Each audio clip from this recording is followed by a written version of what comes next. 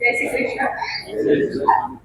आदरणीय गुरुवर्य यांना नमन करून आणि सर्व तुम्हाला सर्वांना जय श्रीराम. मला ॲलर्जीचा त्रास होता आणि सतत खासी येत होती. एक दोन शब्द बोलले तरी पण मला खासी येत होती आणि माझं टीचिंग फील्ड आहे.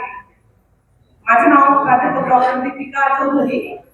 मी कुसुमगावहून आलेली आहे आणि माझं टीचिंग फील्ड असल्यामुळे आणि मला ही ॲलर्जी होती.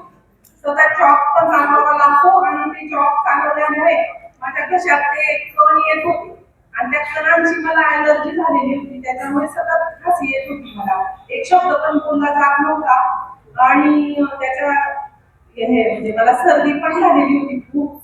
आणि हे शिबिर अटेंड केल्यामुळे मला त्याच्यामध्ये बराच 80% फरक झाला आणि मला हे शिबिर अटेंड करण्यासाठी माझे पाहुणे जे आहेत आणि बहीण आणि पाहुणे यांनी इथे मला प्रेरित केलं की तुम्ही इथे या, तुम्हाला 100% रिझल्ट येईल. आणि आम्ही त्यांच्या सांगण्यानुसार इथे आलो आणि आम्हाला फक्त म्हणजे शरीराची शुद्धी नाही तर मनाची सुद्धा शुद्धी मिळाली, बुद्धीची शुद्धी मिळाली.